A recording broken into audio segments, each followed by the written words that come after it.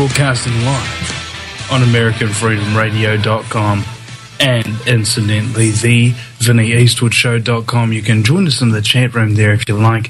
Just Google Vinny Eastwood chat, should come up. Today, my good friend, colleague, I guess, and all-round nice guy, battler of good and evil, former member of the Justice League, has skin of steel and shoots laser beams out of his eyes, Kevin Barrett. Welcome to the program. Hey, thanks, Vinny, although I don't battle good that often. Yeah, well, I saw you take on Godzilla 1. You're a bad mofo, bro. Yeah, well, I guess I'll play the heavy once in a while if they set me up in that role. Straight up. Okay, well, today we wanted to talk about, I think it was Morocco, Muslims being persecuted in Morocco. One of my listeners wanted you to talk about. Muslims in Morocco, really? You sure you're not thinking about Malaysia? It might have been Malaysia.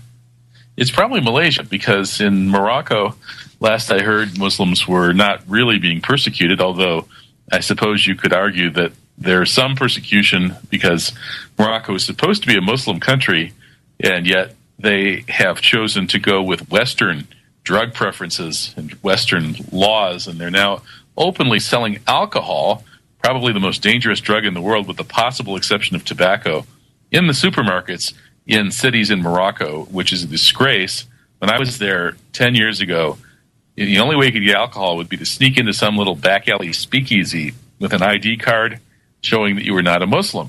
And it was heavily discouraged. You know, in Muslim culture, alcohol is considered far worse than heroin, which it is. It's a lot more dangerous. Oh, than yeah. heroin. Yeah. But now the West has pressured Morocco into this neo-colonialist attitude, which is basically a supine position. And the Europeans are buying up all of Morocco. They're buying up all the property. They're putting up Club Meds, and to make them feel at home, the Moroccans are totally destroying what's left of their culture, and that includes now having alcohol for sale in the supermarkets and everywhere else, and the whole country is falling into alcohol and drug addiction. So yeah, I guess Muslims are sort of being persecuted in Morocco, but it's a lot worse in Malaysia. Not Malaysia. What am I saying? I'm saying Burma, Myanmar. Again, You got me confused. Oh, yeah. Well, here's the thing, man. Geography is a very, very tricky business and mistress. I mean, for example, if anybody would have been caught saying Czechoslovakia nowadays, they might be corrected and said now, oh, no, it's just the Czech Republic and Slovakia. So everything changes all the time depending on what tyranny's in charge, you know? Right. It's confusing. Right. It's sort of like keeping up with what laws are currently in effect, because there's so many and because they change all the time. It's very difficult to know them all. Well, you guys who are not U.S. Americans are supposed to be good at geography. Don't you live in some place called like New Zealand or something like that? That's sort of somewhere south of Antarctica. Yeah. Well, it's basically it's a new place where people go to catch up on lots of sleep. New Zealand. That's it. New Zealand. Yeah, something like that. I heard about it once. I think I read about it when I was in 11th grade. Yeah. Actually, I've been there. I'm just kidding. You've been to New Zealand, have you? Yeah. I was there when I was a kid. I was there. I think I was 16 at the time. Got to spend a week. Drove all over the South Island. Some of the most beautiful scenery in the world. Yeah. In fact, just so happens that an Australian listener of the show just turned up a couple of days ago, and he's planning to do mostly the North Island. And I said, "Oh, dude, no, just do the South Island." Right. You'll think you're in a Lord of the Rings movie, except you won't be attacked by orcs. It's quite literally like that, because the vast majority of all the great scenery that you saw in the Lord of the Rings movie ain't in the North Island, bro. That's for sure. Yeah, North Island's not bad. It's sort of like Los Angeles, maybe not quite so smoggy, but it's not as impressive. Yeah, like imagine a 1970s Los Angeles, back before all the orange groves were gone, when it was just getting Agenda 21-ish. That's right. That's actually when I lived in Los Angeles, so that's probably why New Zealand reminded me of it. Yeah. Okay. So, Myanmar. and Muslims persecution. Yeah, it's like now we got our country right. It took us a while. Oh boy, I just kind of woke up from meditating, so I'm a little groggy. But yeah, in Myanmar, there's a group of Muslims called the Rohingya who have been there for quite some time, many generations in virtually all cases, and yet the government there declares them to be non-citizens because they're the wrong religion/ethnicity, and the government is committed to trying to eliminate them. And there's no country on earth that will accept them. So, as you can imagine, this sort of sounds like a final solution. And these government authorities have helped angry mobs of rival ethnic groups really trash the Rohingyas, burn down their houses, burn down their mosques, kill them, rape them, and very large numbers have attempted to flee across the river into Bangladesh, and they've drowned. They're in real bad shape. And unfortunately, the U.S. government, which is always blathering about human rights but not usually doing anything unless it coincides with their geopolitical interest, well, the United States wouldn't have to worry about human rights if they weren't violating so many other people's human rights.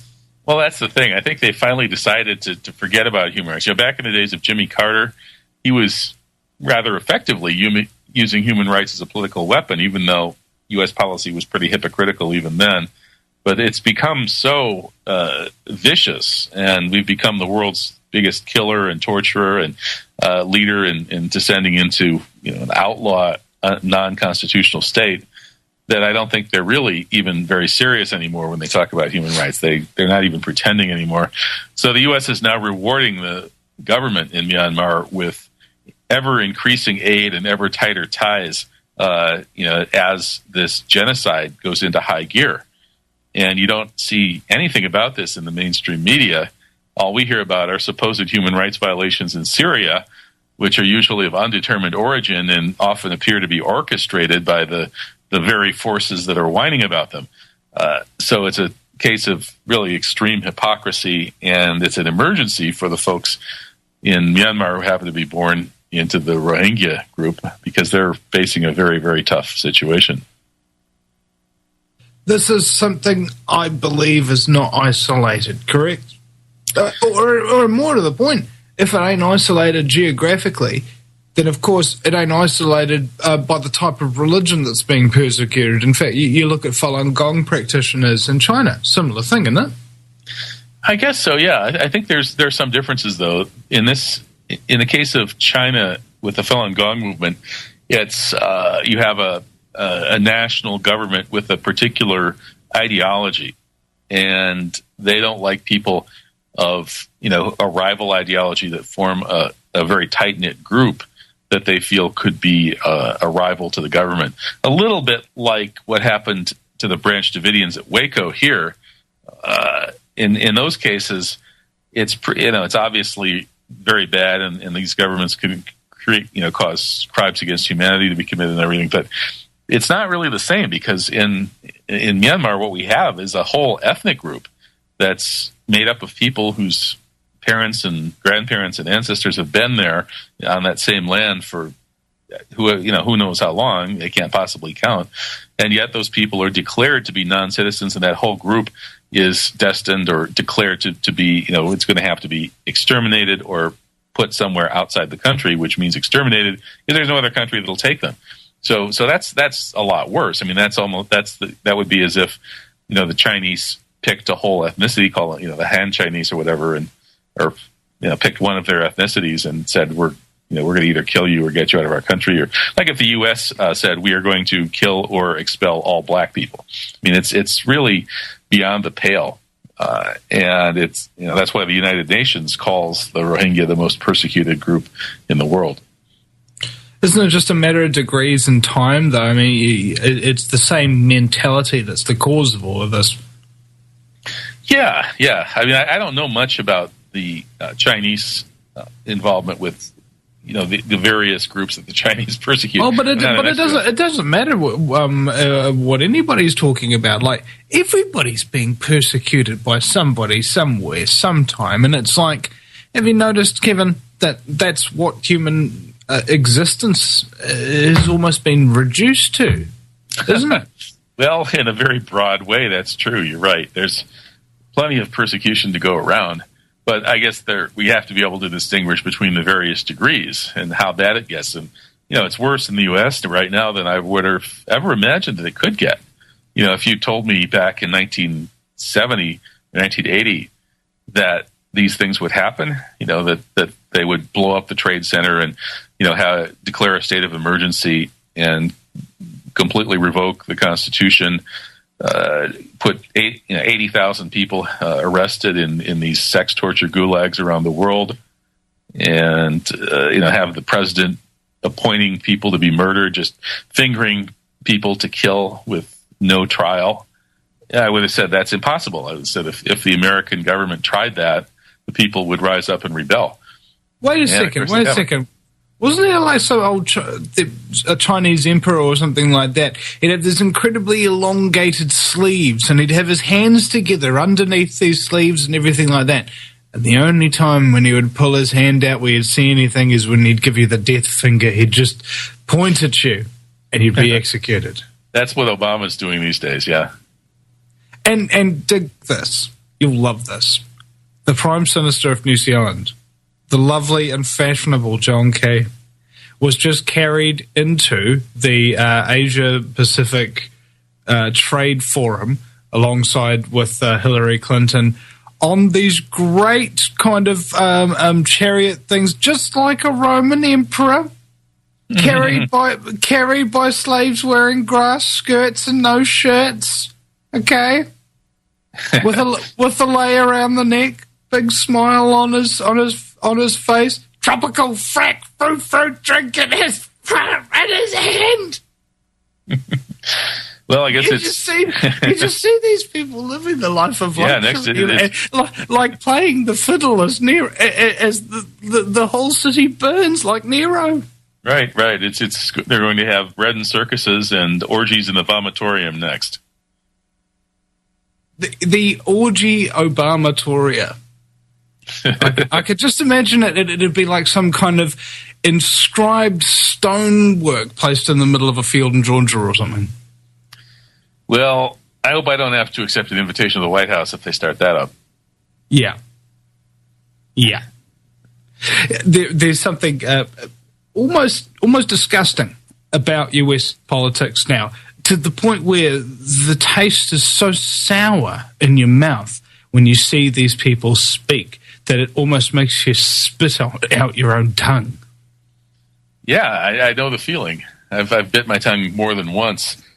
Sometimes to try to refrain from saying something that I want to say, but I think I better think about this before I spit this one out. And actually, that leads me to say that I could give you a little scoop here, Vinny. I just wrote an article with the intention of publishing it at Press TV, and so far they've published everything I've written. This one is entitled Seven Secret Spillers: Julian Assange, Bradley Manning, Gary McKinnon, Susan Lindauer, Barry Jennings, and you and me. And it kind of starts out by looking at Julian Assange, who's, his record is a little dicey. Some people are a little suspicious about him being a little, not quite as rabble-rousing as he pretends, but who knows? Anyway, it goes through all of these people, and then at the end, calls for folks to spill state secrets. Can I read this to you? Go for your life. Yeah, you'll like this. Okay, so all of these whistleblowers... Whoa. Okay. We've got about 1 minute before break. Oh, maybe we should save it. Maybe we should save it to the next segment. That sounds like a plan. I don't think I can quite spit this thing out in 1 minute. No, because you read it like, I don't know. I remember this one time I was in class, right, and just to show people, we had to read through this long Shakespeare play, and you know how some people can read as fast as they can talk? All right? I can read pretty fast, and I can talk just about as fast as I can read sometimes, watch me do it sometimes. It's pretty freaky. All the words will come out out of a whole Shakespeare play, like 14 pages and like 30, less than a minute and a half. Right. Well, if you're a newscaster being paid by the word, that skill would come in handy. Yeah, but the thing is, it's almost unintelligible. Well, that's the problem. And that's not entirely dissimilar from politicians. or newscasters, because they're sitting there using some ridiculous skill that basically has no practical use. Reading Reading off a teleprompter. Reading stuff that doesn't make any sense in a language that is long since outdated, that you actually have to teach people and indoctrinate them for years and years in order to understand even a single thing that they're looking at. And only to discover that a few years down the track, everything that they taught you in the first place after all those years and years in training was BS anyway, so you're going to start over all again. You listen to the Vinny Eastwood Show. If you take an active interest in maintaining the optimum health and well-being of yourself and your family, the New Zealand Journal of Natural Medicine is the magazine you've been waiting for. Having taken Australia and New Zealand by storm, the New Zealand Journal of Natural Medicine is now available in the UK and Europe. Visit www.nznaturalmed.co.uk or call 01626 337 531 to order your copy now.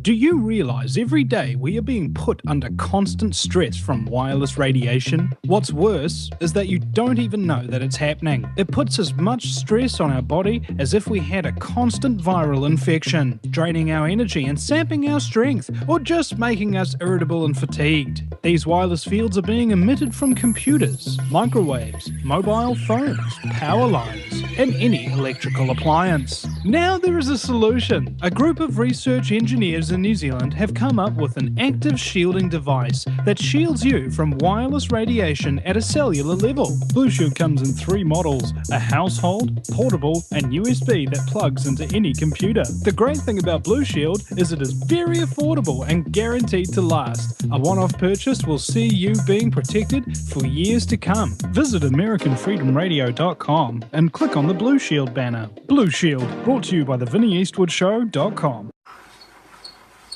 No matter where you live, globalism affects you. Did you know that the Vinny Eastwood Show has more subscribers than New Zealand Herald TV and is New Zealand's most popular YouTube news channel, where warm-hearted humour and a list of awesome guests talk about crucial issues which the mainstream media ignore? A show where you, the listener, can phone up with questions, comments and suggestions of guests. Vinny is building a hub to connect truthers with raw information they need to become active. He can help you gain further skills such as website building, producing audio and video, and creating revenue streams in your own multimedia environment. Because Vinny supports such a wide range of people in the truth movement, he is not government or corporate backed and relies entirely on your donations. Give now, give generously, or subscribe for $10 a month for access to ad-free video archives. Just visit thevinnyeastwoodshow.com and click donate. Welcome back, ladies and gentlemen. I'm flying a JFK. My heart goes boom, boom, boom. Oh yeah. I know that Yeah, customs baby. man. You know that I have just an absolute sexual fantasy, so I'm going to go and join the TSA, and then I'm going to molest the world away. Oh, gosh, dang, I love America. They even have call-outs for pedophiles to come and grope children at airports these days. Is this not the land of the free, the home of the brave, the beautiful, the proud, the oh my God! If anybody were to just see for only a second, for 1 second of one day in the life of every horrible thing that's happening to people in America today, oh my God, the amount of trauma that you would suffer would just be extraordinary. You'd be living in tent cities, you'd be living in filth, you'd be pulled over by cops, you'd be breath tested, you'd be assaulted, you'd be tasered, you'd be lied to, you'd be poisoned every single second of every single day, from the poison in the air, the soil, the food, and the stuff that's deliberately put in the water and everywhere else. A totally poisoned experience for 1 second of everybody's life in America. that's what I fear will happen to everybody. And that's why I wanted all Americans to know that I don't care what bad stuff happens, I'll always be here in any capacity I can be to help all of you. Alright? You're not in this fight alone. That's what a lot of Americans feel like, because there's a lot of Americans talking on American Talk Radio about how to save America, and a lot of New Zealanders talking about it. You know, I don't know, I just felt like I wanted to say that because I feel really sorry and I want to help. If it makes that's sweet of you, Vinny. Yeah, it's genuine sorrow though, Kev. Seriously. Well, I know, a lot of folks feel that way around the world. They, just look at the horrible things our government is doing, and instead of hating all of us U.S. Americans, they feel sorry for us because they recognize that we're getting it from the same government. And that's what I've been trying to wake people up to here, mainly by pointing at 9/11. Look, they don't just kill brown-skinned people in foreign countries with funny accents. They'll do it to you here, too. They're after all of us. They're colonizing the whole world. And more and more people are figuring that out. I don't know if we're waking up quite fast enough to save ourselves, but we're working on it. Yeah. Well, it's like triage on the battlefield, isn't it? You can't save You can't save everybody. So yeah, my latest scheme to save the public, as I said, is in this Press TV article where I discuss these different whistleblowers. The purpose of this is to get people who've heard of Julian Assange and Bradley Manning, these kind of lefty people who haven't really fully woken up yet, and they'll see this. It'll come up in their search engines, and so they'll come and read the article. I started talking about them, and then I lead them into the real serious 9/11. Read the article, man. Okay, here we go. So all of these whistleblowers have suffered severe consequences for publicizing U.S. government secrets. The government's trying to dissuade others from following, but that government no longer has any legitimacy. In the murder of almost 3,000 Americans on September 11, 2001, it has waged 2 criminal wars of aggression and abolished the Bill of Rights, the heart of the U.S. Constitution. So it's no longer a government. It is a criminal syndicate. Under the circumstances, every American and every citizen of planet Earth needs to do whatever they can to publicize every U.S. government secret they can get their hands on. Anyone who has access to U.S. government secrets and who is not making every possible effort to expose them is supporting the criminal 9/11 complicit regime and thereby committing a crime against humanity. By ripping up the veil of secrecy and exposing everything the U.S. government is trying to keep secret, we can effect a nonviolent revolution, a revolution aimed at reestablishing transparent constitutional governance in the U.S. of A. So, if you have any state secrets, send them to me, Dr. Kevin Barrett at kbarrett@mer.com. That's KBARRETT at MERR.com. And I promise to do my best to publish them, even if I'm threatened with life in prison, death, or worse. I urge all of my readers to make the same pledge on their own blogs and social media pages. Together, we can peacefully destroy the national security state that's overthrown constitutional governance in the USA. In so doing, we'll be saving millions of lives. For those who make this peaceful revolution impossible, will, as JFK said, make violent revolution inevitable. All right, that's the ending to my forthcoming Press TV article. What do you think? It's fabulous, man. And I think it's happening. Right, you see evidence of what you're calling for coming out day by day, and I think as people, as human beings, we all want to see the end result now. We're not prepared to wait a lifetime to see if an experiment works. Most of us don't have that patience. We want something like freedom and liberty back right now, as quickly as possible, in any way that's possible. And I feel that if we are all working in whatever capacity we can, in whatever area is our expertise, then I think that cumulative effect of people resisting on all sides in all different ways is impossible for the machine to counteract. You know, like World War II, Hitler fighting a war on more than two fronts, you know. It's impossible. Can't do it. What the New World Order is trying to do is enslave us in every single way. But that means they've got to contain resistance that comes at them from every single direction. And it's a very, very bold move.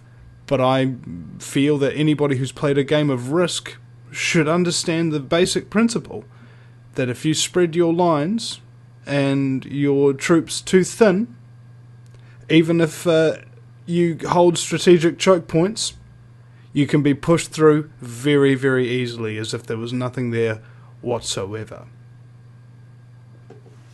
That's a good metaphor, and I think you're right. They've spread themselves very thin, and this concept of leaderless resistance, where everybody is resisting in a particular way that suits them, is fabulous because, you know, in the past, a lot of rebellions have depended on charismatic leaders, and that means that they can amputate the movement by killing somebody like Dr. King or JFK, who was way out ahead of the peace movement at the time. You know, JFK was planning all-out disarmament. He was calling for complete disarmament, and he had a plan for it. And if he'd been reelected, he was going to try to go get the Russians to agree to not only getting rid of all nuclear weapons, but all armed forces, period, and push it on the whole planet. And that concept wasn't, of course, very popular with the military-industrial complex. And since he was so far out ahead of the people, and he was the only one really doing this, it was easy to destroy what movement there was by killing him. And likewise with Dr. King and so on. So when you have a movement in which everybody or huge numbers of people are very much aware of what's going on, and they're all fighting in their own particular creative ways on their own fronts, that's a hard thing for them to stop. You know, I kind of feel sorry for them sometimes. You know, they're really, and they're depending on troops that don't know what's going on. You know, if you're in a war, you want to have your side well informed and capable of taking strategic decisions right on down to the level of the guys on the battlefield. And right now, our side is very well informed. We're getting first-rate intelligence from sources like Veterans Today and American your dog. Freedom Radio.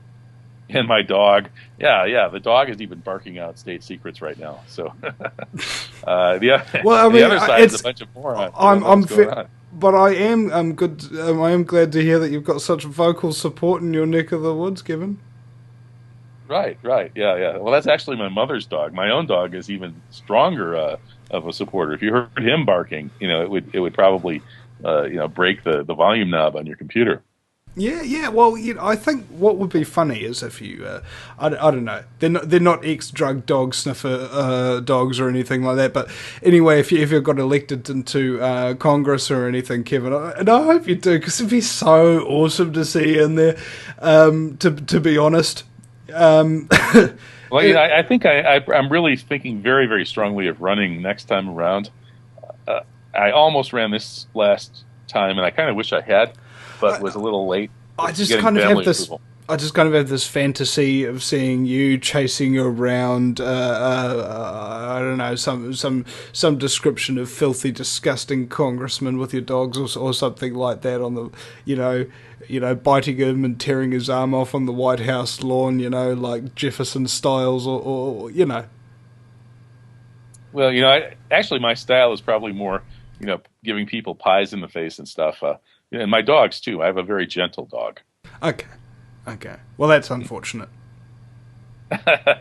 Well, see, my dog is actually a really good guard dog who protects me from all of the crazy people who would really like to do harm to such a wild and crazy Muslim conspiracy theorist. Yeah. My dog is so sweet that he charms those people. By the time he's done with them, they've rolled over on their backs and stuck their arms and legs in the air and are begging for us to rub their tummies. I have seen that the guys with the FBI SWAT uniforms kind of thing, just on their back, you know, just legs in the air, tongues out, you know.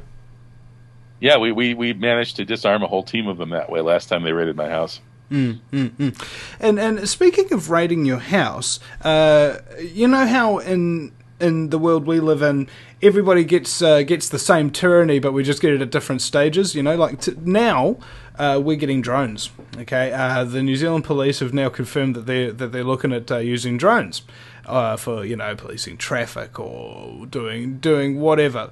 And they're also thinking about drug testing every single person who draws a government benefit for drugs and all that kind of stuff. And it's just more of the same. And we also just passed the first sweeping amendment to allow gay marriage. And I wanted to know a reaction from a religious or a Muslim perspective on that whole gay marriage thing was. Because I've heard many, and believe me, Kevin, this is a great distraction, because previously we were talking about asset sales and selling our state power companies, which is going to basically make everybody's power bills double. That's what we were talking about before this gay marriage thing come up. Now nobody talking about anything else. Yeah, I think it's a big distraction. The powers that be are using divide and conquer tactics everywhere. Whether it's in the Middle East, where they play up the sectarian and ethnic differences, the Kurds versus the Arabs versus the Persians, and the Sunni Muslims versus the Shia Muslims versus the Alawis and things like that, versus the Christians. They draw those lines and they get people fighting each other. And they've done the same thing with these social issues, the gay marriage and the women's rights and this and that. They split off the working class people who were socially conservative from the ones who were less so, and get them fighting with each other. So, it's best to try to find a way to not get too bogged down in those kinds of issues. In Islam, of course, that we have particular rules of marriage, but Islam also does recognize that there are other communities and they're allowed to run their own affairs. So if we had an Islamic government, let's call it here or wherever, they would, or at least they should, if they're doing it right, allow the minority communities of Christians and Jews and Buddhists and whoever else to have their own marriage rules. And as long as those communities are not causing too much trouble in the public sphere, then they're left alone. And that's true for everything in Islam. We have a lot of guidelines for how to live properly, but people who are not following those guidelines, as long as they're not doing it too publicly and causing trouble that way, we're not going to look for them and hunt them down and cause them trouble. Yeah. What you do behind closed doors is your own business. Yeah. And that's another thing. People say, oh, why should you legalize gay marriage? Why shouldn't you blah, blah, blah, blah. Okay, well, why shouldn't we? Okay, have they hurt anybody? No. Have they damaged anybody's property, stolen anything from them? No? There's none of any of our business. Okay, right. And at the end of the day, we've already got civil unions here, which is a piece of paper saying that you're this, that, and the other, practically like a marriage.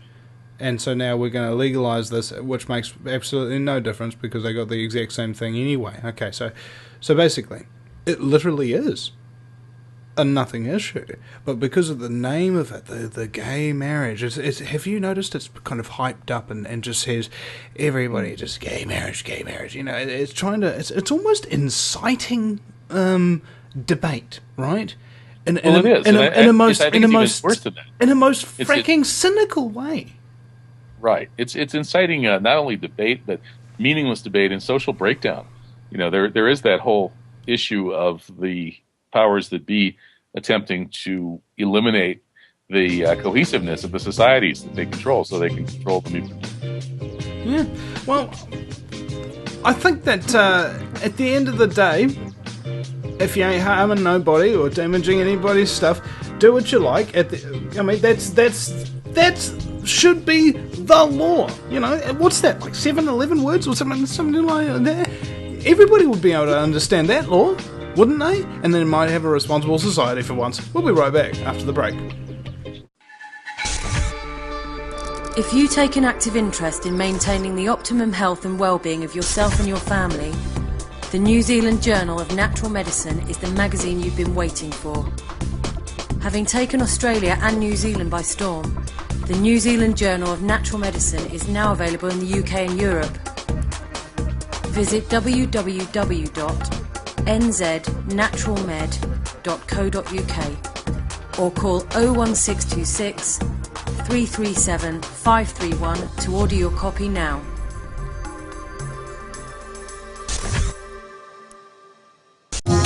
back. I said, ladies and gentlemen, welcome back to the sexiest 2 hours in talk radio. It's the Vinnie Eastwood Show, broadcasting live from the fabulously fluoridated capital of Auckland, New Zealand, the island-chained nation in the sunny slave South Pacific, where everybody has a part-time job thanks to Fukushima as an incandescent light bulb, and Suzanne Paul's natural glow business is really taking off. My very special guest, Kevin Barrett, joins me, and I don't know, when you talk about persecution, when you talk about the fall of America, when you talk about just how many ways in which we are constantly fracked by the system on a daily basis and how it's ramping up, it becomes difficult to see the light through the darkness, and it becomes very imperative, I think, to find whatever coping mechanism you can. It's sort of like you're about to fall off a cliff and you grab for any tree root, branch, blade of grass that might stop your fall. And I think that's what comedy is for me. But I also am cognizant that maybe, and I'm not sure if you would agree with this, Kevin, but sometimes we use it needlessly just to protect ourselves from the reality that we don't want to deal with. Yeah, that's a good point. You know, there are different kinds of humor, and people react differently to them and use them differently. I have a friend who at one point was giving me a hard time about my efforts at humor. You know, I do a lot of humor. About maybe 1 out of every 3 or 4 or 5 of my blog posts maybe is going to be a parody of some kind. And, you know, I do a lot of sort of outrageous humor that's also serious. You know, like putting out a press release calling for the U.S. government to build a taxpayer-funded mega mosque at Ground Zero with 2 giant twin minarets, and all of this to make up to the Muslims for falsely blaming us for 9/11. So I put out that press release. You know, and of course the mainstream guys, you know, these you know, angry right-wing patriot radio hosts, of course, eat this up, and I end up getting on these shows yelling at these guys. But it's all pretty amusing at one level, although it's kind of painful at another. And so that's the kind of humor I do. And yeah, the humor does, for me, help as a coping mechanism. But my friend gave me a hard time about this, and you know, she said humor is just very bad in general. That, you know, humor is disguised aggression, and that it's, you know, it's just not good to be funny. And, you know, I can't relate to that at all. Personally, I wouldn't survive without humor. But it's not my only coping mechanism. Can I ask, is this person still your friend? Yeah, I mean, we're not. This was my massage therapist, actually. A little shout out to my good friend and massage therapist Chris, who's a very wonderful person and totally hip to all the stuff that we talk about on our radio shows, and then some. I mean, she's read more, you know, David Icke probably than you and me combined. So she's really cool in that respect, and you know, maybe I think. Have you ever witnessed her emit a smirk or a chortle or cackle of some kind? Yeah, I mean, she smiles and has a bit of a sense of humor. So I think what she was referring to was the kind of, you know, angry and aggressive humor where, you know, it's got that edge to it, and that just doesn't work for her personally, I guess. For me, it does. Maybe I think it's because she's not terribly angry about anything. No, she's quite angry. I think it's more like, for her, being, you know, sort of righteously angry at the bad guys just has to be pure. You know, it's like, and then my weird, you know, humor makes it impure. It's all like I'm the anger Aikido master. I can turn your anger, or I can turn my anger on its head and turn it into nothing, and then just go, haha. Yeah? Yeah, if you can do that, that's good too. I don't know. Another helpful thing about humor is that you can get away with a lot more, right? If you tell the truth, make it funny, or they'll kill you. You so can, man. Yeah, I've said some outrageous things on this show. I mean, if the government or anybody really listened to my show and decided to make a defamation suit, I think they'd probably be able to come up with thousands. But because it's all set through the context of humour, sorry, I was just kidding.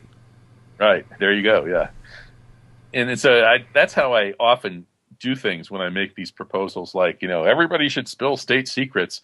It's in such a way that there's still that, like, people ask themselves, is this guy really serious? Well, in this case, of course, I am serious. I want everybody to spill state secrets. So you're telling everybody to spring a WikiLeaks and start squeezing stuff out of their Assange. There you go. And squeeze hard. Squeeze till it flows. Yeah, I mean, we want something squeezed out that's big enough to clog the system. Exactly. Something that won't go down. Something that won't go down. There you go. And so if anybody is listening to this that thinks that, oh my God, they're soliciting the the publication of state secrets, that's terrible. I mean, these guys should be thrown in Guantanamo. And of course, we could say, well, we did this on the Vinny Eastwood show. Listen to this show, guys. I mean, nobody takes this seriously, right? Well, they do and they don't, right? Well, and that's the way you can get subversive discourse out there and get, survive. Dig this.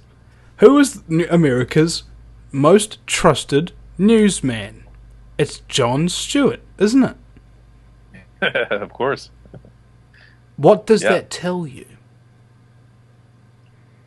It's that the news is a joke, and people trust Jon Stewart because at least he's honest and upfront about it.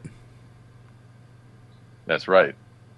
And of course, if they want to go one step further, they can listen to jokes from people like you and me, who are, we're not joking about the truth-telling jokes that we tell. Yeah, I mean, we're going all the way.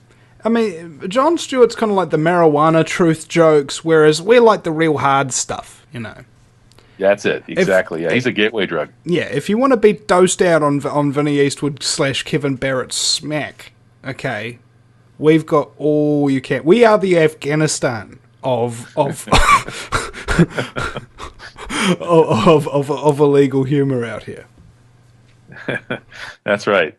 So, by all means, invade our airwaves. You're on every weekday, aren't you, Vinny? Every freaking weekday, man. My goodness, you're a yeoman. You're really out there. I'm on Monday, Wednesday, and Friday, so people can listen to 4 hours straight of this fun stuff on those days. Well, see, what I want to do is actually start doing 3 hours, 5 days a week. Because, look, Kevin, we're coming nearly to the end of the first hour already, and I still feel like it's not enough time to spend with you to talk about all the things we could. I'm acting under the assumption that in your experience talking with other patriots and truthers, doesn't matter which part of the earth they're in, you don't run out of things to talk about because you have almost unlimited similarities and more to the point, whenever you're talking to somebody else who comes from a different location, who has come to the truth in their own way, as you have, there has never ever been a time in my life where I've talked to any truther of any level of experience that hasn't told me something that I don't already know, sorry, I messed that up. They've always told me something that I don't know. Well, I think you've got it right both times because, of course, sometimes we hear things we did already know. And, that truthers or, Muslims, too, as an American Muslim, when I meet Muslims from other countries, they always assume that I don't know things about Islam that I actually do know. And sometimes that happens with, I get a million emails telling me things that I already knew as a truther as well. But at the same time, I'm always getting information I didn't know. So either way, it's all good. But the coolest thing is that the truthers are the best people. If you're going to be traveling around giving talks like I have, best way to do it is to be working in this 9/11 truth field or the larger sort of truther field, because these are the people that you want to meet, and hanging out with them is really a privilege. Yeah. earlier on in the piece, Kevin, I decided that I wanted to kind of keep a foot in both camps. I wanted to film dance party videos in order for a little bit of pocket money, and also do all this truther stuff and try to keep them separate. Including separating my Facebook and my other YouTube channels. And what's noticeable is that my non-truther life is almost disappearing, because I understand now that life that I thought that I wanted didn't exist in the first place. And this is what's real. This is what matters. This is what is worth my time. And I'm so grateful for the opportunity, every opportunity that's been handed me. I've always wanted to be responsible, and I've always wanted to help lead people and help others and that kind of thing. But it's only through other people helping me that I've even been given the ability to do it. Well, that's right. It's amazing the gifts and opportunities that people will give you when you're on the search for truth. Indeed. And this is why we call it the truth movement, because it doesn't matter what the truth is, we're all actually kind of seeking for it. Some of us have a little bit of preconceived notions and little things, and we have disagreements and what have you.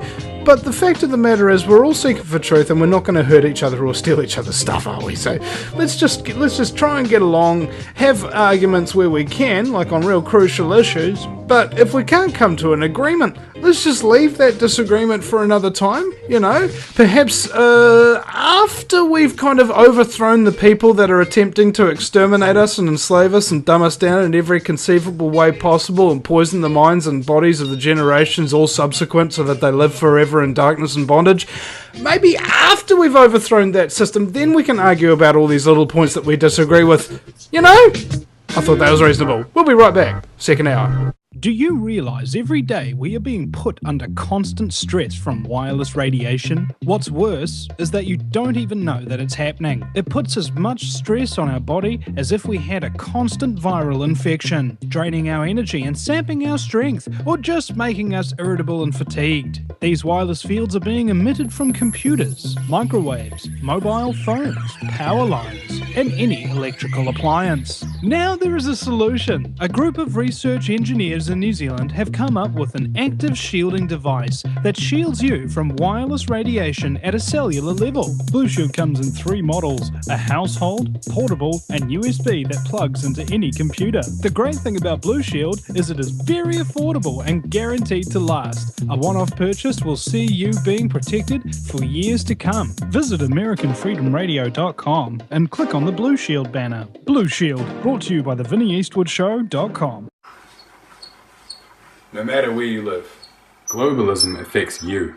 Did you know that the Vinnie Eastwood Show has more subscribers than New Zealand Herald TV and is New Zealand's most popular YouTube news channel, where warm-hearted humour and a list of awesome guests talk about crucial issues which the mainstream media ignore? A show where you, the listener, can phone up with questions, comments and suggestions of guests. Vinnie is building a hub to connect truthers with raw information they need to become active. He can help you gain further skills such as website building, producing audio and video, and creating revenue streams in your own multimedia environment. Because Vinnie supports such a wide range of people in the truth movement, he is not government or corporate backed and relies entirely on your donations. Give now, give generously, or subscribe for $10 a month for access to ad-free video archives. Just visit theVinnieEastwoodshow.com and click donate. Welcome. Everyone's asleep. Everyone but me. You're listening to the Vinnie Eastwood Show, broadcasting live from the fabulously fluoridated capital of Auckland, New Zealand. You're gonna love this place. You're gonna love this place. You're gonna love this country, and also open invitation. Okay, just like Transformers, I'm sending out a message into space. If you're American and you want to visit New Zealand before the entire world collapses and you get fully enslaved, book your ticket today. Seriously. I think there's no better time than right now to go to places that you always wanted to visit. Don't you think, Kevin? Yeah, I couldn't agree with you more. I mean, but the thing is, that's not actually entirely different from every other day, is it? Because every day is the day that you're supposed to be going to a destination that stimulates you, or someplace that you always wanted to go. But we always just, make, concessions, allowances, and rationalizations about why we can't do those things that we want to do. And instead, we wind up doing things we hate to buy stuff we don't need. That is pretty much what most people do. But, I really always try to have as much fun as possible. And that's why I'm actually sitting here in the middle of my mother's living room, surrounded by family members, trying to do this radio interview. And they just put on the Green Bay Packer game. And, and I'm thinking about trying to go swimming even while I talk to you, Vinny. Here at my mom's house on Flathead Lake, Montana. It's such a beautiful, deep blue lake. There's too much fun here. I'm almost ready to keel over. So, even conspiracy theorists need to have a vacation once in a while, and that's what I'm doing. Well, let's just let the families say hello to the audience, what are they up to? Okay. Hey, guys, Vinny Eastwood wants you to say hi. Say 1, 2, 3. Hi, Vinny. All right, that's my wonderful non-conspiracy theorist family. They're all non-conspiracy theorists. It sounds like a very attractive and happy, bright and bubbly brood who haven't been had their spirits crushed by the fact that they're about to be exterminated. Well, actually, they're not so bad. And Mom, could you do a shout out on Building 7? Building 7's a demolition, right?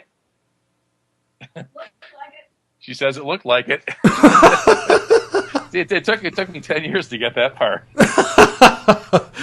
Yeah, the whole looks like a duck, smells like a duck, and sounds like explosives. Yep, it quacks like one too. Yes. Yeah. So yeah. No, but you're right. You're really one of the leaders in this. Have fun with the truth movement. It's wait, one of the leaders, and I thought I was the only one. Everybody else just seems really too serious. It just kind of like I'm the one that needs to remind them. Hey, dude, trust me. It's kind of like what was it? Bill Hicks was talking about this. He says that marijuana should not be just legalized; it should be mandatory. Okay, and. He pictures this scenario of a guy sitting in traffic, honking his horn, getting really angry. Guy walks up to him and he says, "Hey man, talk on this." Oh, that's better. Oh my God, I was taking life too seriously. And that's actually what I want to personify. I want to be the marijuana of the truth movement. Everybody does it, everybody enjoys it, and everybody needs it. Well, hey, I love Vinny Eastwood, and I inhale. Yeah. And just as long as you admit that before congressional testimony and whatnot, That's right. I can't deny it. I've inhaled Vinny Eastwood many times. That sounds really, really bad and sexual when you say it like that, though, Kevin. Yeah, well, I wouldn't want people to get any wrong ideas or anything, but yeah, you wouldn't want anybody grabbing the wrong end of the stick, now, would we? No, absolutely not. I mean, the closest that I would come, in that sense would be, you could crash on my couch anytime. Yeah. But I'd still sleep with my wife. Well, that's comforting. That's very comforting. Yeah, you were saying you might go on a truther tour someday. Have you ever broken that in public, or am I spilling a secret I'm not supposed to here? Oh, well, I think I'm burdened with an overabundance of secrecy anyway. People could spill my secret. It's not like I've actually got something that's worth keeping. But I've just been toying with the idea of doing a truther tour. Like, has anybody ever had some kind of a mooch mofo who just kind of like comes into your house, starts using your internet, sleeping on your couch, eating your food, hiking up your power bill, that kind of stuff? Well, that's me. And if you'd like to host me for a short period of time, I want to do like a world truther mooch couch surfing tour sort of thing, I don't know.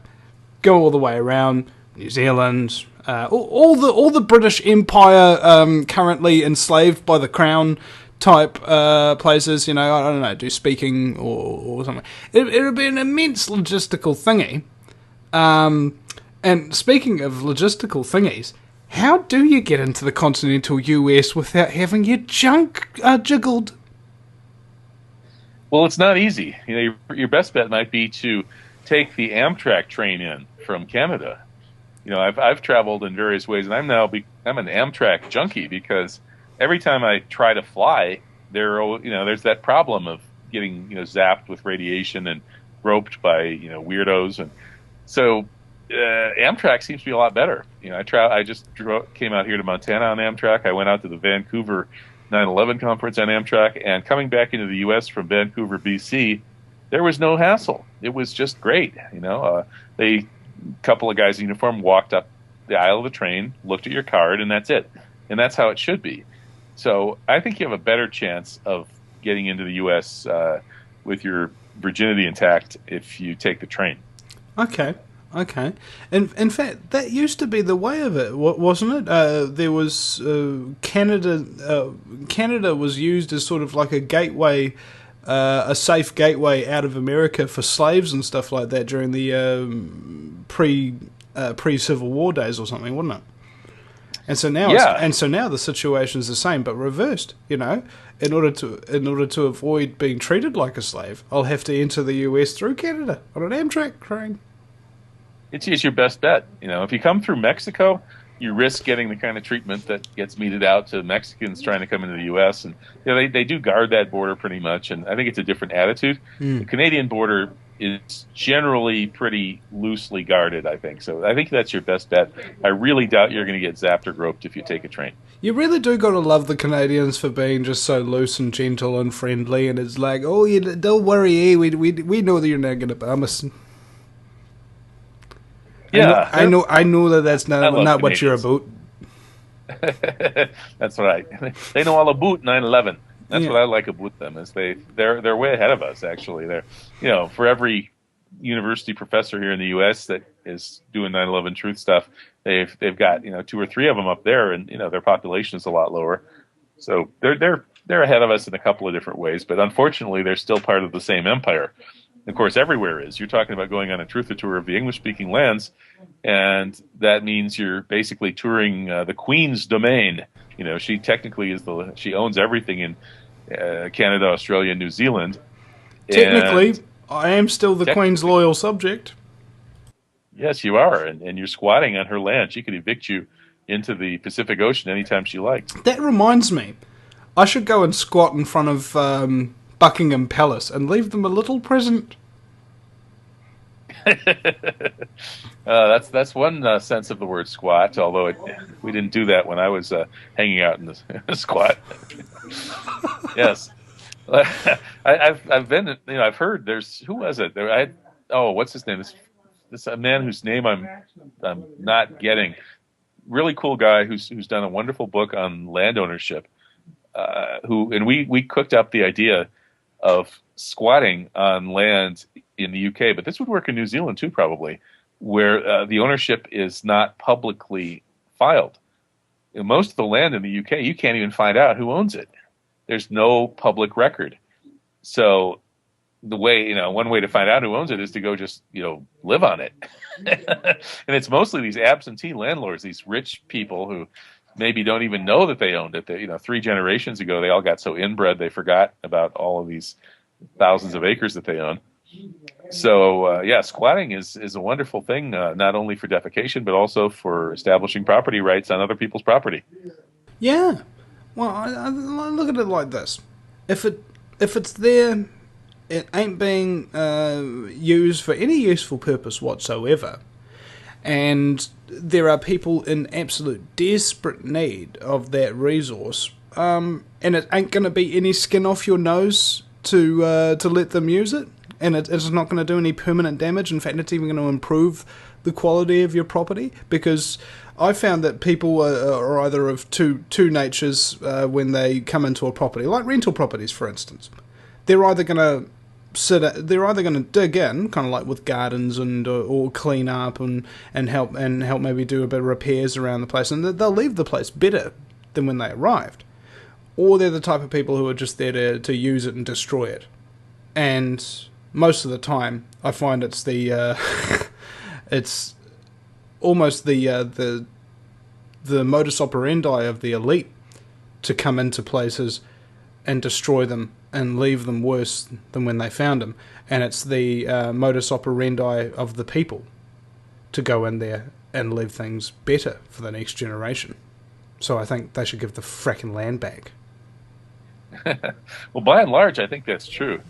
And, one example of the elite ruining the place and, moving in and just trashing it is, Gary Webb, the guy who won the Pulitzer Prize for exposing CIA drug dealing and later was rewarded by being suicided through 2 shots to the head, which is kind of an unusual suicide method. Anyway, Gary Webb showed us that, the CIA and its crime allies, they move drugs into a certain part of the city, and they know that part of the city is going to hell, and so they, drive the property prices way down, and then they move in there and buy up all the property, and then next year they move the drugs somewhere else, and they rehab that neighborhood, and they make zillions of dollars that way.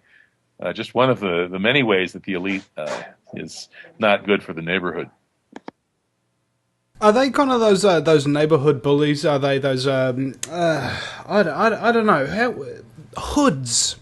Is that the terminology they're using it, or in the UK they'd be called hooligans? But far more different. Okay, similar mentality, just standing around causing trouble, marking their territory, right? But the methodology is different. Instead of being obvious and being able to be identified as a hood standing on a street corner and having a particular territory, they are everywhere and they are nowhere. They are everyone and they are no one. Not entirely dissimilar from agents in the Matrix. And you never know which one of them might be in front of you now. Vinny, what have you been smoking? DMT. Okay, that explains it. Yeah, no, I you kind of, you lost me there somewhere along the line with the hoods being agents in the Matrix. No, kind of like I'm comparing the New World Order to the elites, okay, as being of a similar kind of mentality to hood Gotcha. rats, basically. Okay. Yeah. Their basic trash ain't got much of a future, and so what they do is they just stand around and stand over everybody who passes through their territory. The difference being that their territory is everywhere, and the difference being that people don't know what these hoods look like. So they could be anywhere. They could be anybody. Okay, I'm getting you now. Yeah, I think you're right. It's a little bit like that all-seeing eye pyramid thing that they're trying to build. The eye of the pyramid for some people is a sign of the omniscient God, but for others, it's the sign of a human-built power hierarchy with somebody at the top who sees everything, and the further down you go, the less you see.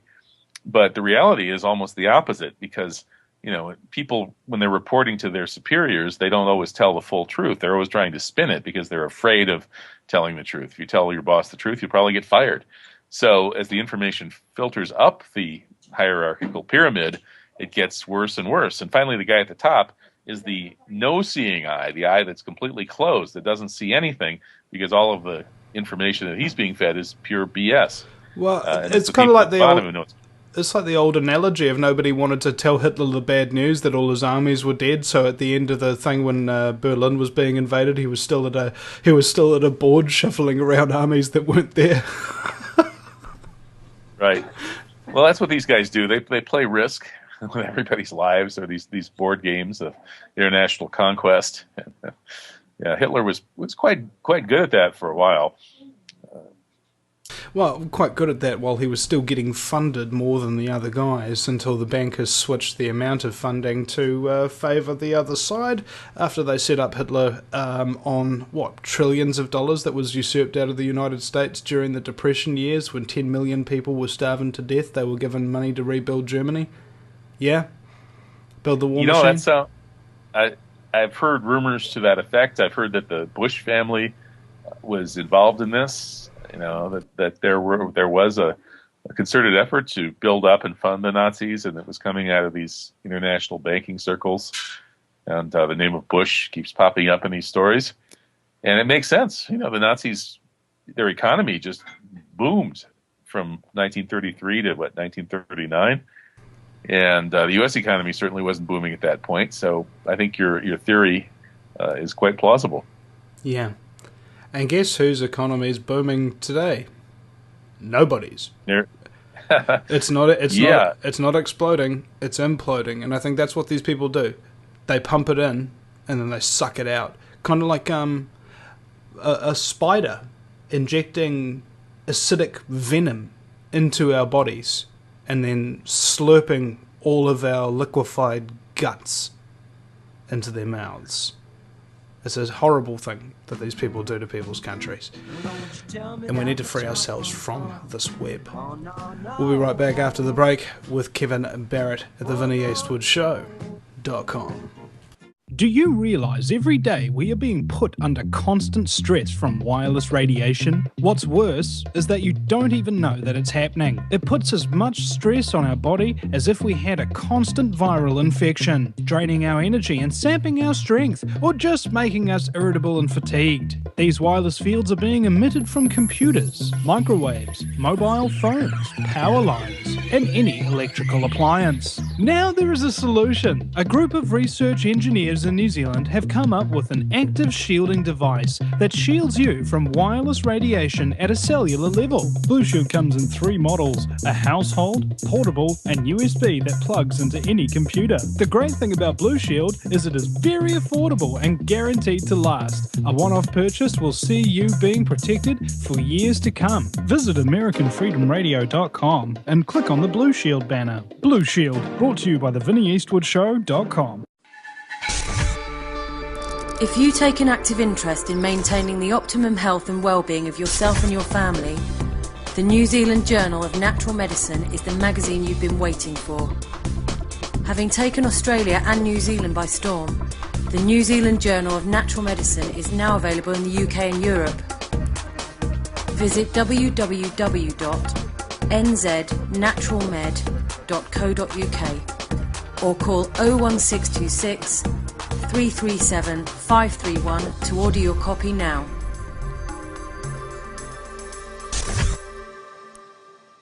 Seems to be a little bit less relief out there for all of those people suffering, because it's all being taken away, isn't it? And isn't it interesting that 7 years to the day that the Katrina disaster happens, you get hit by another hurricane that swallows up everybody else's houses? You figure. Yeah, you'd almost think somebody was playing a joke on us, wouldn't you? Yeah. And does the number 7 have any significance in the occultic ceremonies or whatever the heck? I don't know. Everything becomes instantly suspicious when you're a conspiracy theorist, and the horrible thing about it is most of the time you're correct, even if you just instantly just fly off the handle. Oh, that's just such and such COINTELPRO. Majority of the time, without any evidence to supporting your argument, you wind up upon further study that you're correct.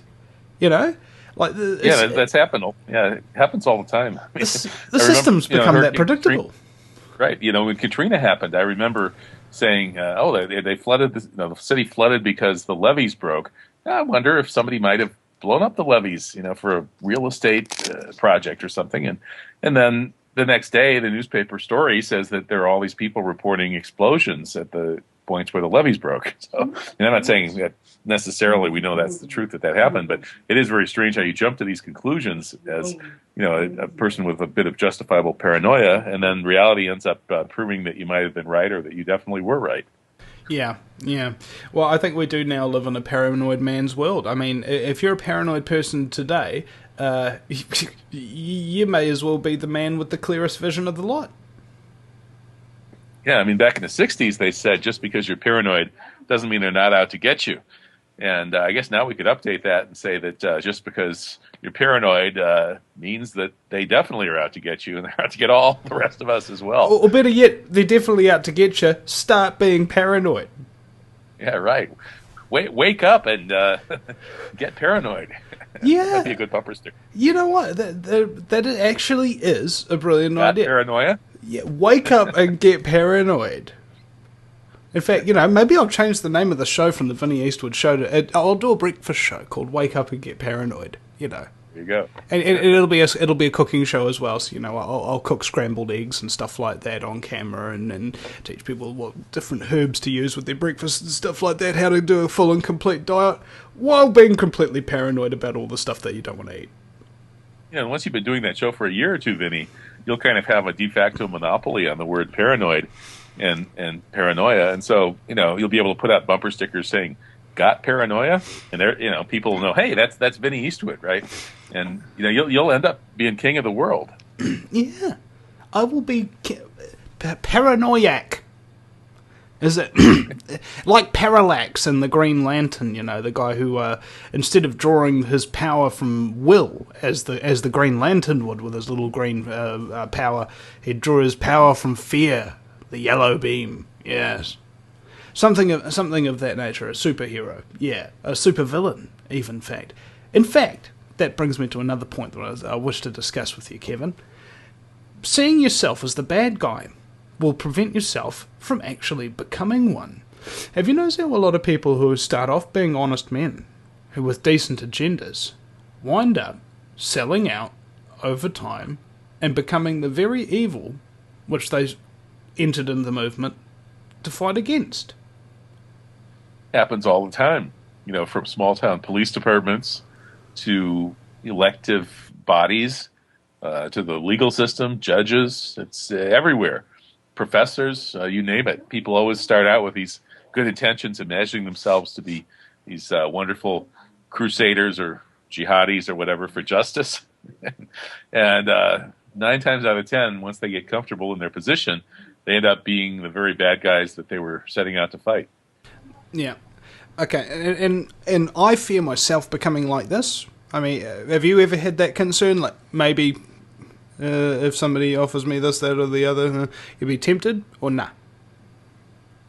Well, Alex Jones has that problem. He's got people actually, offering him here's a 10 million. I think he actually got I think it was a $20 million offer, and basically he was going to have to just allow the people making the offer to decide where his boundaries were.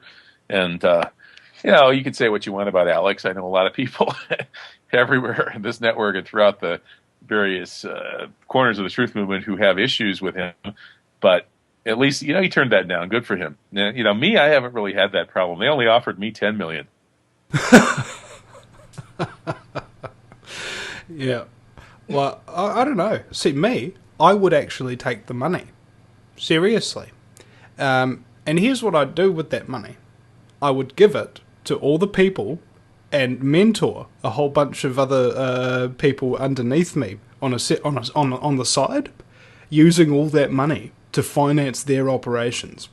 So instead of just running my operation on the meager money that I've got now, I could instead run whatever BS operation they want me to do, And then on the side, we run 100 different truthers on different corners of the earth. Buy them a megaphone, buy them a Mac, buy them a decent microphone, some decent headphones, and then they'll have all the gear they need to go out and expose copious quantities of scumbaggery, the kind of like I did when I started out, right? I love it. That's and people don't get this. They let their morals and ethics get in the way of the overall strategy.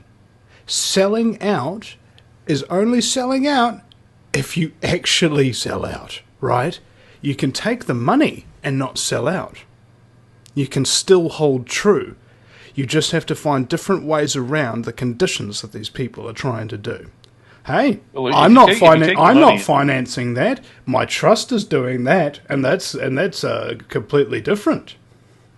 Well, if you take the money and you don't sell out, they kill you.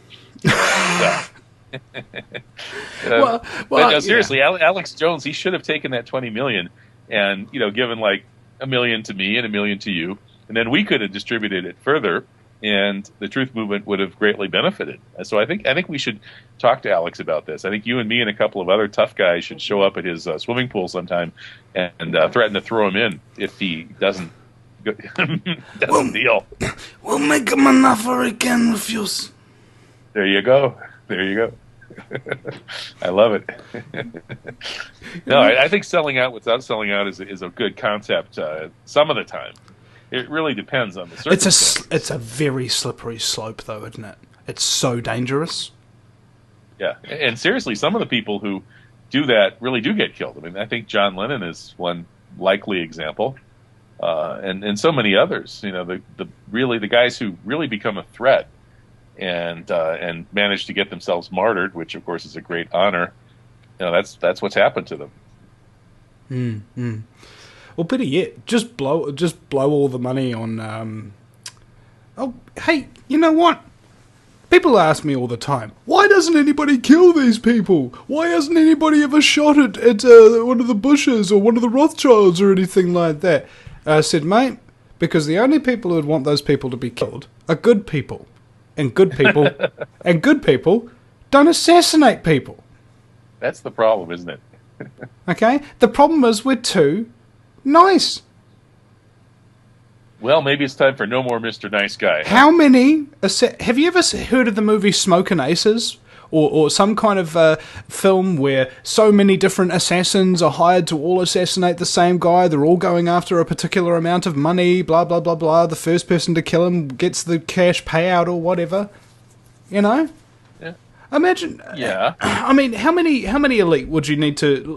Let's say projected. This is all for the sake of discussion, ladies and gentlemen. We do not encourage violence. And in either case, I don't want anything to turn into a shooting war or blood running in the streets or people having their families exterminated. I don't care how elite or discussion... Not giving my 10 million to people who go around shooting Rothschilds. No way. Well, exactly. But just for the sake of argument, let's say... it would cost you like what, $1 million a head or whatever. Then there's say 3,000 bad guys, so that's $3 billion to wipe out the top 3,000 cream of the crop people, and all of a sudden, the wealth that collective chunk of elitist known New World Order scum, who have knowingly sold out, who are clearly clinically psychopathic. And have no benefit to humanity, whose programs they've been involved in over the years stretches way back, so that there is absolutely no doubt of their guilt. Had they been eliminated and removed from society, would it actually chart a different course? Or would the fact that a revolution born out of violence and the same kind of assassination type protocol to eliminate your enemies by simply targeting them and taking them out instead of negotiating or compromising with them? But these people don't compromise at all, do they? So the same rules don't apply. We can't think about them like we would think that they were other people like you and I, because it's kind of like people don't understand what we're talking about because they don't understand how a psychopath thinks. They go, why would somebody do that? I'd never do that. I'd never ruthlessly lie to people and exterminate them for absolutely no reason other than money and power and my own sexual lust and satanic prophetic interests. You know, I'd never do that. Well, that's because you're not a psychopath, honey. That's the reason why this whole conspiracy doesn't make sense to people. Is because they're not evil enough, or rather the point, they can't think like an evil person. So they'd never be able to act in a way that could actually get rid of them. In other words, you can't beat your enemy without understanding them. Yeah, it's kind of a failure of imagination. We should be able to understand that there are people very, very different from us, and there, we know from the clinical literature that 2% or so of the, say, U.S. American male population is clinically psychopathic with no empathy at all for other people. We have every reason to believe that such people gravitate to the top of power hierarchies, as I wrote in my article, Twilight of the Psychopaths. And so, just being unable to take this information that's right there in front of us and work with it is really a failure of imagination. I think that if we ever do get to the point where we can replace the crazed psychopaths in power with better people, it will be because folks are getting more aware of this whole situation and in waking up to the fact that these psychopathic types really are up there in power. And it just so happens I noticed there are a bunch of really good film psychopaths out there. Hannibal Lecter, of course, what everybody thinks of. We just saw Spencer Tracy playing Mr. Hyde in Dr. Jekyll, Mr. Hyde, from 1940 the other night. Another good, really nice movie psychopath. I mean, they do exist, and they can be portrayed in film, and they do lurk at the top of the power pyramid, and one of these days we're going to have to knock them off it. Yeah. Well, it's like if you look at any pond that is stagnant, where would you locate the scum? It's at the surface, right at the very top. And it needs to be cleaned out. I don't understand entirely how this could even be accomplished, though. How is it even possible to overthrow something that is so ingrained, not only in all of our daily lives, but into all of our hearts and our psyches? We've grown up with this system. It's as much a part of us as we are a part of it. To get an entire world to let something that significant in their life go is such an extraordinary challenge that it's unfathomable for one man alone. But I think that, as I mentioned earlier in the broadcast, that if we're all doing our own little bit in our own little direction, there's no possibility with such a diverse resistance, with no leaders, no head of a snake to cut off whatsoever, an irresistible resistance, a self-replicating, regenerative resistance, a resistance that teaches the next generation about tyranny and about scumbaggery, how to expose it and how important it is to be very, very vigilant so that this kind of thing doesn't happen again. I've seen history repeating itself far too many times, even in the short time that I've been along in so far. 27 years I've seen history repeat itself many times in the election cycle. You hear the same rhetoric over and over again. If I can see the repetition that fast, then this stuff has got to go, and quickly too. Well, I can't wait. Yeah, I guess it's happening all around us. People, bit by bit, are waking up. Mm-hmm. But yeah, no, I like everything I hear from you. In terms of putting bounties on people, I don't know if you heard this, but this guy George Monbiot, or I'm not sure how to pronounce his name, the anti 9/11 truth guy who writes at The Guardian, but he's a good guy in other ways, and he started this fund to pay people to arrest Tony Blair. And I believe somebody is going to be getting $5,000 for breaking through police lines in an attempt to arrest Tony Blair. Well, I don't think it'll cover the court costs, because apparently the court system and all the scumbaggery Freemasons and various other machinations of the New World Order and child trafficking regimes really love Tony Blair, and I bet they'd probably look out for him and probably crush any scumbag that tried to arrest him. We'll be right back after the break. No matter where you live, globalism affects you. Did you know that the Vinnie Eastwood Show has more subscribers than New Zealand Herald TV and is New Zealand's most popular YouTube news channel, where warm-hearted humour and a list of awesome guests talk about crucial issues which the mainstream media ignore? A show where you, the listener, can phone up with questions, comments and suggestions of guests. Vinnie is building a hub to connect truthers with raw information they need to become active. He can help you gain further skills such as website building, producing audio and video, and creating revenue streams in your own multimedia environment. Because Vinnie supports such a wide range of people in the truth movement, he is not government or corporate backed and relies entirely on your donations. Give now, give generously, or subscribe for $10 a month for access to ad-free video archives. Just visit thevinnieeastwoodshow.com and click donate.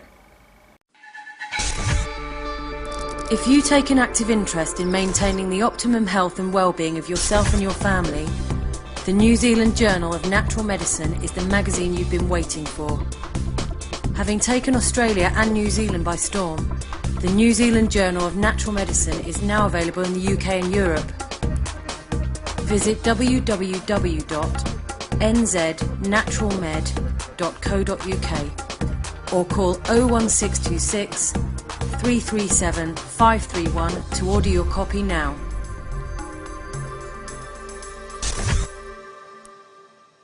Do you realize every day we are being put under constant stress from wireless radiation? What's worse is that you don't even know that it's happening. It puts as much stress on our body as if we had a constant viral infection, draining our energy and sapping our strength, or just making us irritable and fatigued. These wireless fields are being emitted from computers, microwaves, mobile phones, power lines, and any electrical appliance. Now there is a solution. A group of research engineers in New Zealand have come up with an active shielding device that shields you from wireless radiation at a cellular level. Blue Shield comes in 3 models: a household, portable, and USB that plugs into any computer. The great thing about Blue Shield is it is very affordable and guaranteed to last. A one-off purchase will see you being protected for years to come. Visit AmericanFreedomRadio.com and click on the Blue Shield banner. Blue Shield, brought to you by the VinnyEastwoodShow.com. Welcome back, ladies and gentlemen. I want to send that message out to all the truthers out there. Look, ladies and gentlemen,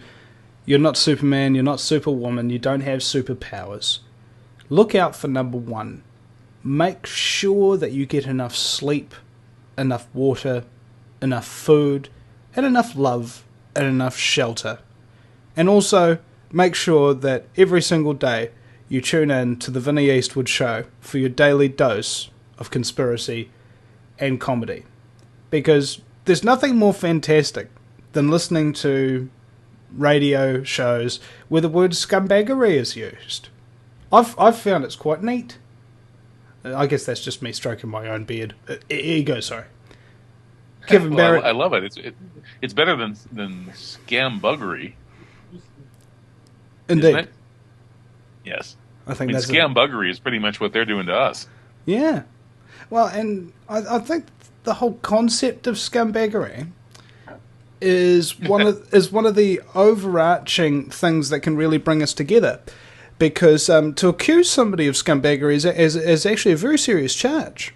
You can't just be flippant with it, because you've got to admit some kind of action, some portent, some history where your scumbaggery is unequivocal and it's not arguable, and it is so damning and critical to be accused of scumbaggery, I think, that you can't recover your reputation. Sort of like sexual crimes, for instance.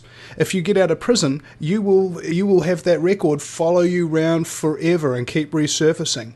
And that's what I kind of want to do. It's sort of like tagging sharks, with scumbaggery, So whenever one of these sharks surfaces anywhere, everybody will suddenly hear this little ringing in the background. Scumbaggery.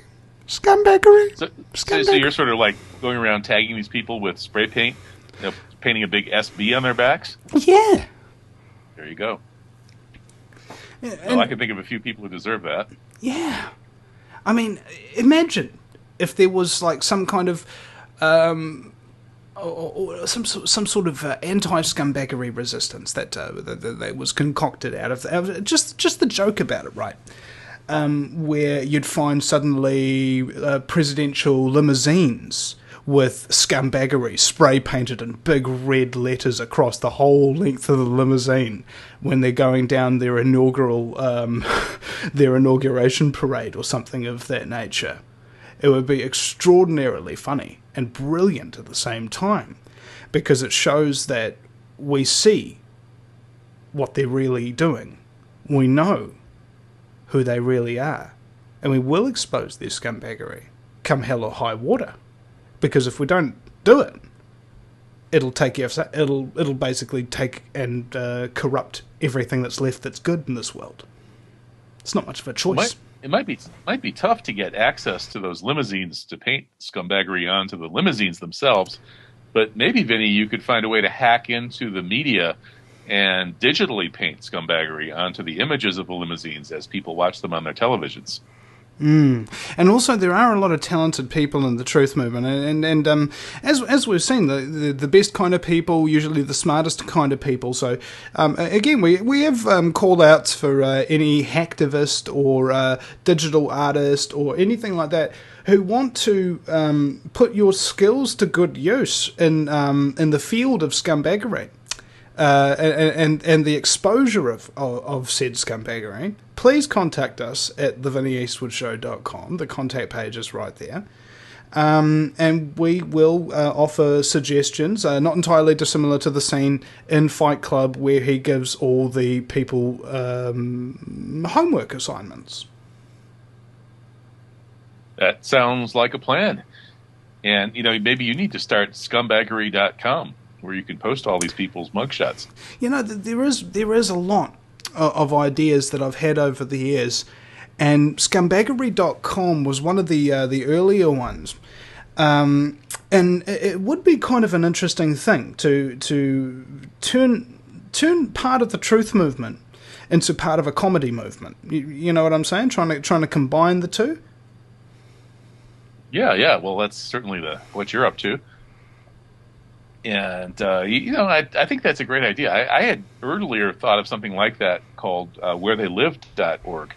The home addresses of these people and, call for nonviolent protests in front of their residences.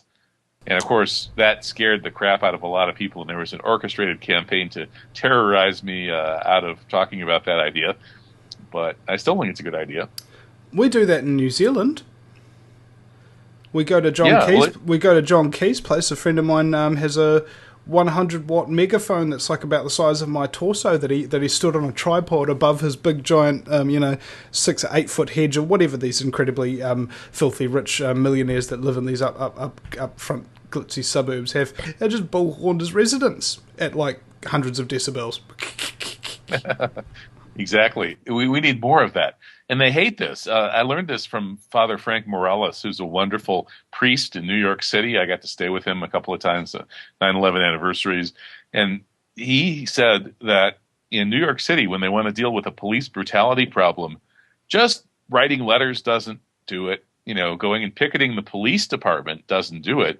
What you have to do is find the officers involved, find their home addresses, and then just telling the police department that you are going to start having demonstrations at the home addresses of officers who've been involved in police brutality is enough to get those officers yanked from their beats and given desk jobs. So it seems that people really are afraid of having picketers and bullhorners show up at their houses. They don't want that. And it is protected free speech here in the USA. You can go out on the street in front of somebody's house and bullhorn to your heart's content. So to facilitate that, all you'd have to do is put those addresses on the web. And, of course, the bad guys don't want their addresses on the web with protesters being told to go to their houses. It would scare the crap out of them, and it would hopefully influence their behavior. So I still think it's a good idea, and if anybody wants to pick it up and run with it, be my guest. You know what you could do? You know how they have star maps? You pull up to the side of the road in Hollywood or something like that, and there'll be some homeless guy with some crudely drawn star maps or something like that. Yeah, something that's perhaps a little bit more professional, and you can buy them off a website, just a map of different places around the United States, where you can get your own local version. Like you've got local street maps and all of that kind of stuff like the scumbag lives here, the scumbag lives there. Scumbag maps, I love it. Yeah, or scumbaps. Yes, I want one. Well, as soon as you start selling those, put me down for an order. Yeah. And there'll be a Google widget for it as well. Okay. Google scumbaps. I want my widget. Yeah. All right. Or it'd be Google Save the Earth rather than just Google Earth. Yeah, that sounds good too. Of course, I really was kind of curious when I was in the UK. I wonder where Lord Rothschild lives. If I'd had a scum map, I would have known, I guess. Yeah, and a lot of them, when you go there, because it's like one of 8 homes that they have, you don't know that they'll be home. That's the real problem with these people. They are kind of slippery, and you wouldn't recognise them in the street if you saw them. Right. You probably have to picket all 8 of their homes to really get them. Yeah. A simultaneous strike, you know? Right. Multiple independent reentry vehicle protest strike. No, and I think that having sophisticated intelligence gathering techniques and strategic targets being protested, we need to basically militarize in an intellectual sense our thinking here when it comes to protesting and think about targets of opportunity. You know, if there's a particular scumbag in your area and you don't go up when he's doing his public speech and cause a big ruckus or whatever and get dragged out by your throat, as some truthers have, you're not doing your truther job correctly. You need to be in there, sweating, bleeding, and most importantly, recording. Because if you're doing something and you don't record it, it's almost valueless. That's right. It's you get that moment digitized and on the web, and it's immortal. And otherwise, it's all too evanescent. Right? That is the whole idea behind strategic media resistance. You don't have to move heaven and earth. You just have to go out and ask a simple and interesting and honest question of a particular scumbag who happens to be there, and just record it and put it up. And it becomes a weapon that can be fired again and again and again and again.